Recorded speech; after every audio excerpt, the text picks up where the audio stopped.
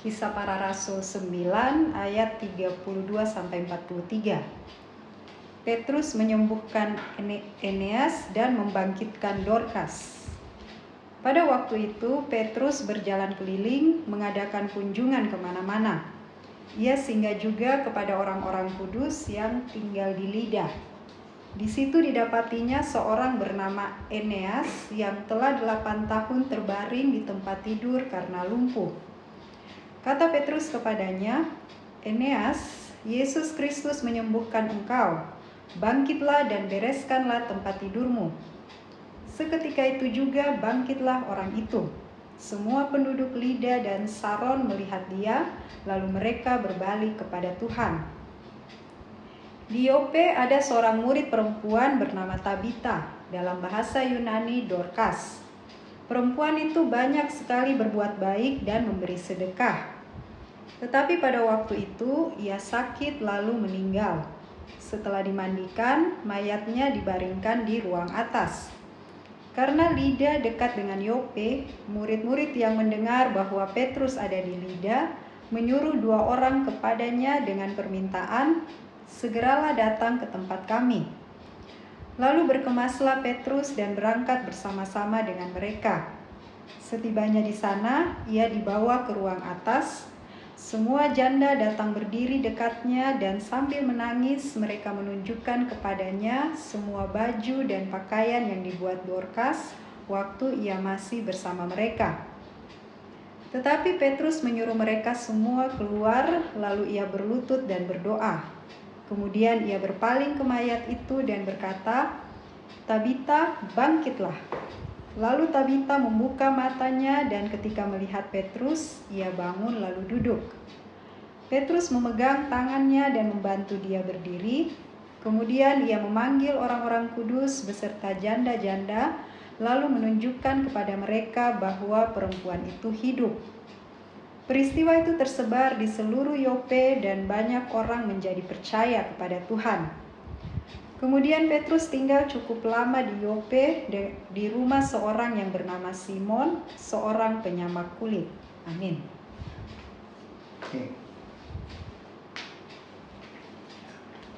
Bapak, Ibu, saudara-saudari, adik-adik yang dikasihi Tuhan, cerita ini adalah kelanjutan setelah Petrus keluar dari penjara dengan cara yang ajaib ya. Malaikat Tuhan membebaskan. Kemudian dia mulai memberitakan Injil. Dan sampailah dia di satu tempat yang namanya Lida, dekat Sharon dan dekat dengan Yope. Yope itu kalau sekarang kita pergi ke Israel, terletak di kota yang bernama Tel Aviv. Dan di situ ada yang namanya Jaffa. Jaffa kalau di Alkitab tadi namanya Yope ya, Yope. Tapi kalau kita cari di peta namanya Jaffa ya. Kalau di peta kota Tel Aviv ya. Dan di tempat situlah terjadi ada 2 mujizat ya. Di kota Lida, pertama Lida ya, dan Sharon. Di situ Petrus pergi memberitakan Injil dan mendatangi orang-orang kudus. Di firman Tuhan dikatakan orang-orang kudus yang di Lida. Siapa itu orang-orang kudus? Ya, itu adalah orang-orang yang sudah percaya Tuhan Yesus. Jadi kalau kita sekarang sungguh-sungguh percaya Tuhan Yesus, Alkitab juga mengatakan kita ini orang-orang kudus ya. Jadi untuk menjadi orang kudus tidak susah ya. Percaya Tuhan Yesus, firman Tuhan katakan orang-orang kudus ya. Jadi pada waktu itu Petrus mengunjungi jemaat Tuhan di Lida ya, dekat Tel Aviv ya, di Israel. Dan ketika dia sampai di sana, dia bertemu seorang yang bukan orang Yahudi ya, bukan orang Israel, namanya Eneas. Eneas ini seorang pria yang berbangsa Yunani. Jadi bukan orang Yahudi ya, Eneas ini orang Yunani. Dan saat itu Eneas sudah sakit lumpuh. Jadi dia tidur saja di tempat tidurnya, tidak bisa bangun ya. Dan dia sudah lumpuh 8 tahun. Kalau mungkin sekarang disebabkan apa ya, kita sebut stroke ya, stroke. Dan 8 tahun kalau menurut kedokteran sekarang tidak sembuh lagi. Kalau sudah 8 tahun lumpuh, itu sampai selama-lamanya dia lumpuh terus. Tetapi keajaiban terjadi. Waktu Petrus melihat Eneas ini, yang cuma terbaring di tempat tidur ya, Petrus berkata, "Hai Eneas, Tuhan Yesus menyembuhkan engkau. Bangkitlah, gulung kasurmu, gulung tempat tidurmu itu." Dan Eneas lakukan. Dan keajaiban terjadi, Eneas sembuh total. Tidak, oh besok baru sembuh. Nah, tidak. Total dan spontan. Total dan instan ya. Tidak ada, oh tunggu besok pelan-pelan dia sembuh. Tidak. Padahal Petrus cuma katakan, Tuhan Yesus sembuhkan Anda. Sekarang bangkit. Bangkit dari tempat tidurmu yang kamu sudah tidur 8 tahun. 8 tahun lama ya, cuma tidur. Tidak bisa bangkit karena lumpuh.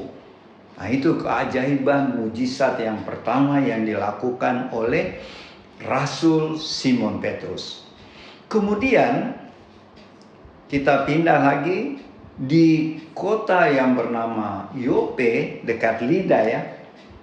Itu ada seorang perempuan yang bernama Tabita. Jadi orang Yahudi dia, orang Israel. Tabita itu bahasa Yahudi ya. Tapi karena Alkitab kita ditulis dalam bahasa Yunani, maka kalau dalam bahasa Yunani, Tabita itu Dorcas. Jadi yang nama Dorcas itu Tabita ya. Apa artinya? Tabita atau Dorcas artinya rusa betina. Rusa betina atau gazelle. Gazelle ya. Itu nama lain dari Tabita atau Dorcas atau gazelle. Yang artinya rusa betina. Siapa ini Tabita atau Dorcas? Dia adalah seorang wanita perempuan yang modalnya cuma 2, yaitu apa? Jarum dan benang jahitan. Dia tidak punya apa-apa, tapi dia punya jarum jahit dan benang, dan dia menjahit baju-baju dari ibu-ibu yang ada di Yafa itu, atau Yope, atau Tel Aviv kalau Anda pergi ke Tel Aviv ya. Dan di situ si Tabita atau Dorcas ini dia sangat murah hati. Dan dia disebut murid-murid Tuhan Yesus. Jadi Tabita atau Dorcas ini sudah menjadi murid Tuhan. Padahal dia orang Yahudi ya, orang Israel. Dan dengan modal jarum jahit dan benang jahit, dia membantu orang. Dan kota Yafa ini, kalau Anda pernah pergi ke Tel Aviv, itu di pinggir pantai ya. Jadi itu kota nelayan ya. Java itu atau Yope itu adalah kota nelayan.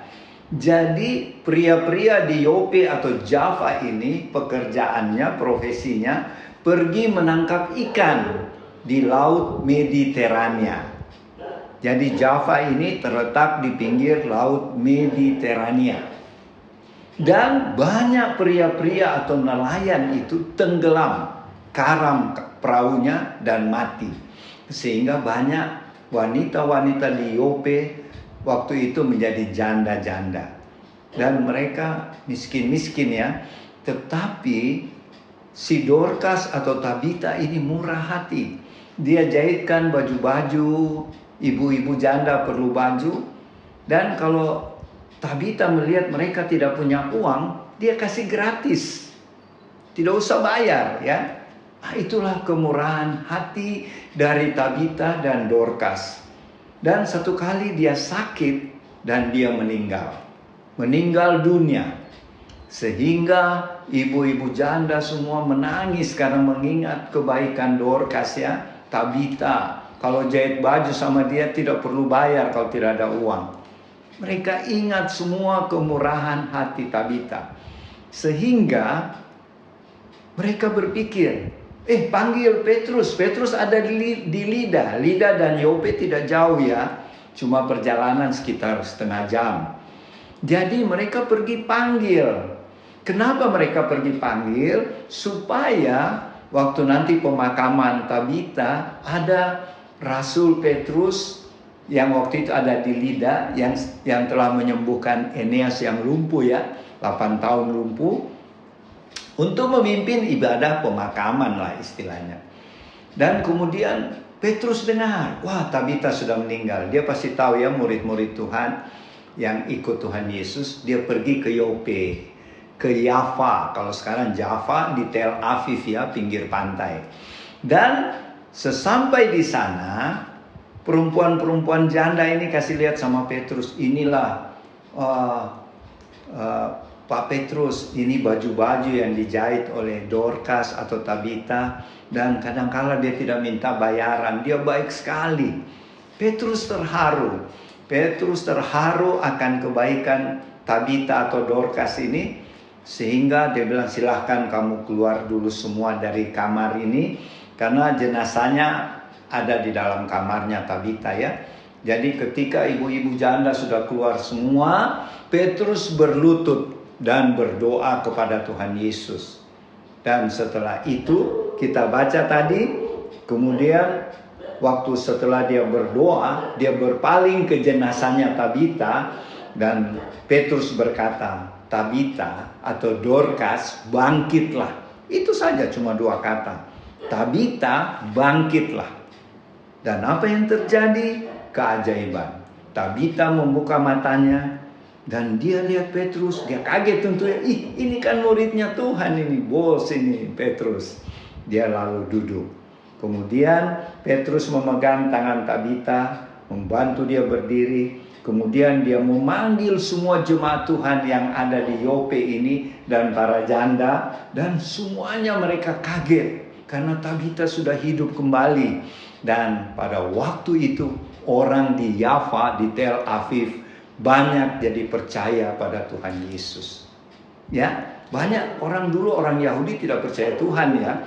Tetapi dengan 2 keajaiban ini, waktu di Lida, Petrus menyembuhkan Eneas yang sudah 8 tahun lumpuh. Kita baca tadi, di Lida akhirnya banyak orang-orang menjadi percaya Tuhan karena melihat keajaiban kesembuhan atas Eneas yang lumpuh 8 tahun. Kemudian peristiwa kedua terjadi di Yope atau di Yafa, Tel Aviv sekarang. Tabita dibangkitkan, Dorcas dibangkitkan dari kematian, sehingga terjadi lagi banyak orang-orang Yahudi, bukan Yahudi yang tinggal di Tel Aviv, di Java, menerima dan percaya Tuhan Yesus. Apa yang kita bisa belajar dari pembacaan firman hari ini? Ada 2 hal. Pertama, kita lihat peristiwa kesembuhan orang lumpuh. Jadi Bapak Ibu saudara-saudari, adik-adik, mungkin pernah berkata ketika gereja menawarkan, ayo melayani Tuhan. Ayo sesuai dengan talenta yang Tuhan berikan, mari ikut melayani Tuhan di gereja. Banyak mungkin yang menolak, waduh kami tidak bisa, kami tidak mampu, ini belum panggilan, macam-macam alasan lah. Tapi kita lihat, orang lumpuh pun, si Eneas yang lumpuh 8 tahun, bisa dipakai Tuhan. Membuat banyak orang jadi percaya pada Tuhan Yesus. Jadi orang lumpuh pun Tuhan bisa pakai. Apalagi kita yang sehat-sehat begini ya. Eneas saja yang sudah lumpuh 8 tahun, tidak bisa bangun-bangun dari tempat tidurnya, bisa dipakai Tuhan luar biasa, sehingga orang di Lida dan Sharon, 2 tempat itu, Lida dan Sharon berdekatan, semua dengar dengan kesembuhan Eneas, mereka jadi percaya pada Tuhan Yesus. Jadi Bapak Ibu saudara-saudara, adik-adik, kalau Tuhan sudah panggil kita untuk melayani, tidak ada alasan untuk menolak ya. Kita lihat Eneas yang lumpuh saja bisa membuat banyak orang bertobat. Itu satu ya. Yang kedua, Tuhan tidak lihat kita punya harta. Tidak. Kita punya uang berapa, kita punya kepandaian, sudah dokter kah, profesor kah, tidak. Kita lihat Tabita atau Dorcas. Dia tidak punya gelar apa-apa. Dia cuma punya jarum dan benang jahitan. itu juga dipakai Tuhan sehingga dia menolong banyak orang susah ya. Jadi tidak usah tunggu kita kaya dulu baru tolong orang. Tabita juga orang susah ya. Orang miskin, dia bukan orang kaya. Tapi dia punya talenta menjahit. Jadi modalnya cuma jarum dan benang jahitan. Tapi dengan dia dibangkitkan oleh Petrus, banyak orang jadi percaya kepada Tuhan. Jadi marilah dengan apa yang ada pada kita. Misalnya cuma jarum dan benang seperti Tabita, Tuhan bisa pakai ya. Dengan dia banyak menolong orang-orang susah. Dia kasih gratis biaya jahitnya. Dan keajaiban terjadi waktu Tabita meninggal. Tuhan mengutus Petrus untuk membangkitkan Tabita atau Dorcas. Dan oleh peristiwa kebangkitan itu banyak orang jadi murid-murid atau percaya Tuhan Yesus. Jadi marilah terutama keluarga Warlord Ministry kita bangkit. Jadi teranglah bagi sesama kita. Tuhan Yesus memberkati ya. Dan nanti Oma Palar akan melengkapi renungan firman Tuhan pada hari ini. Tuhan Yesus memberkati. Shalom, selamat siang teman-teman. Kita jumpa lagi. Pada siang ini saya melanjutkan sedikit apa yang tadi dibawakan oleh Opa mengenai Petrus menyembuhkan Eneas dan membangkitkan Dorcas. Saya melihat ini bagaimana murid-murid Tuhan sejak keturunan Roh Kudus sampai tiba Petrus menyembuhkan Eneas dan membangkitkan Dorcas. Bagaimana karya Roh Kudus bekerja bagi anak-anak Tuhan, pengikut-pengikutnya yang sudah menerima Roh Kudus. Mari kita pusatkan perhatian kita pada murid-murid pengikut Tuhan yang sudah menerima karya Roh Kudus yang Tuhan berikan. Ini menjadi titik tolak yang saya bawakan pada siang hari ini. Apa yang murid-murid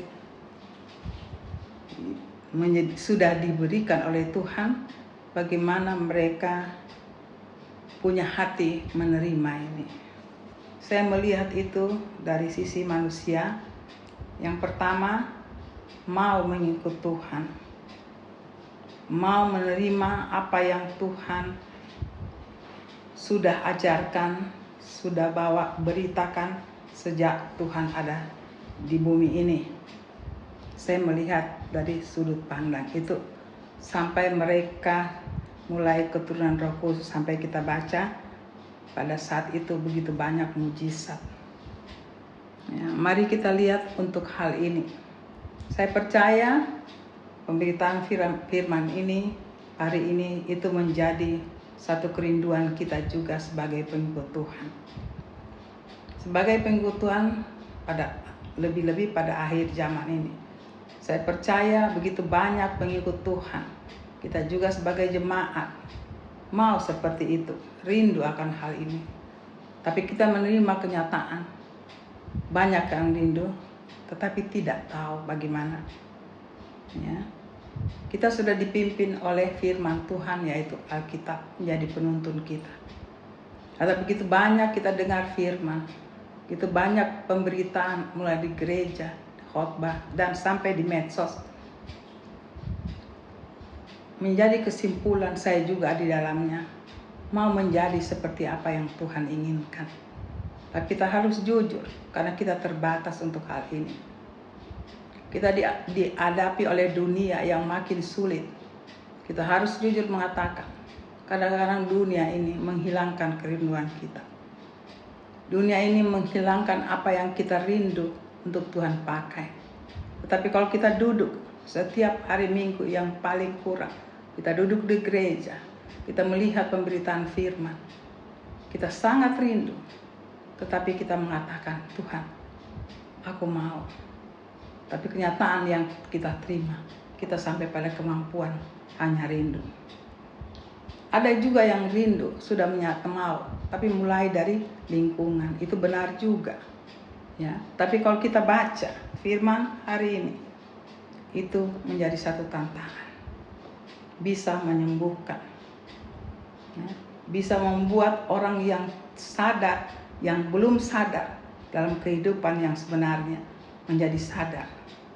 Dan hari itu selamat dari Tuhan Yesus menurunkan Roh Kudusnya. Saya percaya di mana-mana goncang dengan apa yang mereka saksikan. Begitu banyak pengikut Yesus bisa mandiri, bisa berpuasa, bisa membuat satu keajaiban. Kita melihat hal ini, sangat kita ditantang. Saya juga mau Tuhan. Kita melihat apa yang pertama. Mari kita sama-sama belajar. Yang pertama, punya kerinduan. Saya percaya Bapak Ibu yang mendengarkan firman hari ini punya kerinduan. Yang kedua, di dalam kerinduan itu kita berusaha. Berusaha mendengarkan apa yang Tuhan mau. Jadikan hidup kita menjadi teladan. Yang paling pertama, karena kami bergerak di dalam penginjilan, pelayanan, khususnya pelayanan dunia roh. Yang kita harus siapkan adalah hati kita. Kerinduan itu sudah ada, tapi yang kita harus utamakanlah hati kita. Hati kita mengerti. Kita bawa pengertian ini, kita undang karya Roh Kudus memberikan pengertian, memberikan kekuatan, memberikan iman. Kerinduan itu menjadi kenyataan. Setiap pribadi, setiap keluarga, Roh Kudus memberikan dengan caranya. Ada cara pribadi A, B, C. Semua dengan caranya Tuhan mendidik. Ada keluarga A, B, C. Tuhan juga memberikan sesuai dengan apa yang keluarga itu yang dilihat oleh Tuhan, apa yang cocok. Tapi yang utama kita harus rindu. Karena kita adalah anak Tuhan, otomatis ada kerinduan. Kalau kita menyadari ini, kita buka hati. Bapak, Ibu, saudara-saudari rumah, keluarga, persekutuan. Mari kita buka hati. Apa yang menjadi kekuatan, yang tidak menjadi kekuatan. Bahkan kekuatan yang ada itu mau dihilangkan. Karena kita saya ulangi, karena kami orang supernatural. Iblis pada akhir zaman ini berusaha dengan caranya untuk menghancurkan kerinduan ya, bagi anak-anak Tuhan untuk membawa kebenaran. Dia akan bukakan segala dia punya cara untuk menghancurkan persekutuan. Setiap kami bawa firman itu yang saya selalu ulang. Karena iblis datang untuk menghancurkan persekutuan. Persekutuan itu dikacaukan, maka semua akan kacau. Kita perhatikan apa yang murid-murid saat itu adakan mujizat. Tidak ada satupun yang berdiri sendiri. Semua ditunjang oleh persekutuan. Dalam hal ini sekarang adalah Petrus. Petrus berjalan, membangkitkan, menyembuhkan. Ada di situ Stefanus dan sebelumnya kalau kita baca begitu banyak anak Tuhan. Tapi bagaimana mereka mempunyai yaitu Roh Kudus. Dan kedua, mereka hidup dalam persekutuan. Tidak ada satupun dalam pembacaan sampai hari ini mereka berjalan sendiri. Mereka ditunjang oleh tim persekutuan di dalam Tuhan. Mereka berjalan, tapi ada yang berdoa. Bahkan orang yang belum mengenal, pengikut juga Tuhan, tapi belum mengenal Tuhan lebih dalam, mereka bawa di dalam persekutuan. Marilah kita melihat hal ini.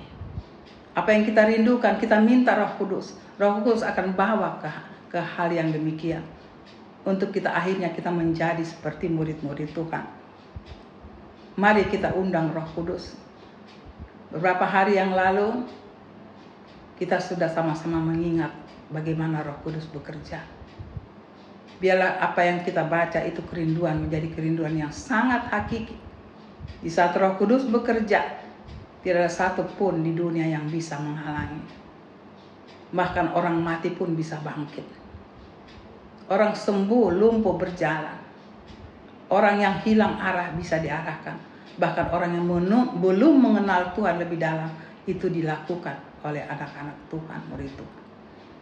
Bila kita membaca firman hari ini, apakah hanya sampai di sini saja? Sekarang kita ada di zaman akhir zaman, bahkan itu harus lebih keras.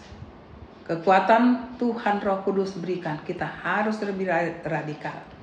Kenapa saya katakan radikal? Karena di saat saya ulang-ulang, karena kita jalan di situ juga iblis mau patahkan.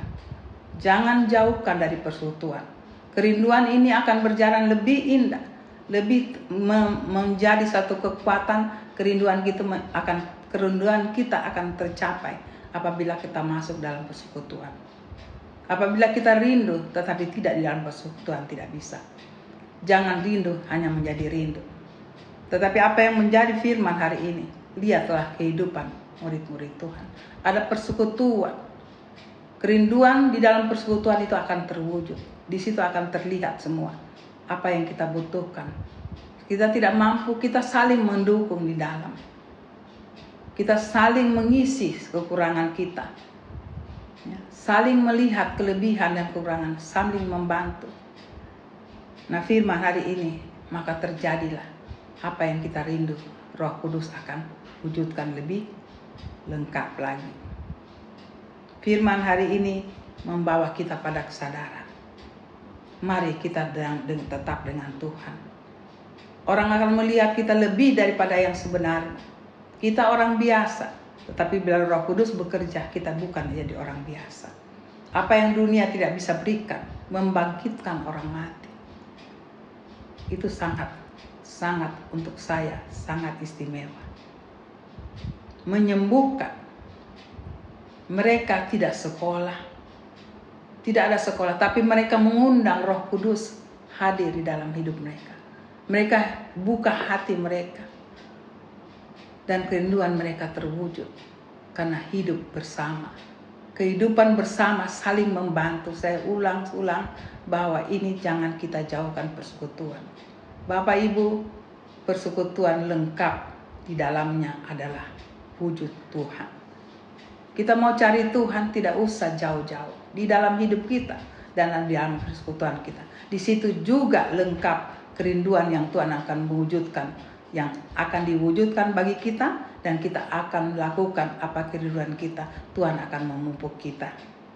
Mari Bapak Ibu, apa yang kita baca ini menjadi kerinduan, menjadi hal yang sangat hakiki untuk melayani Tuhan.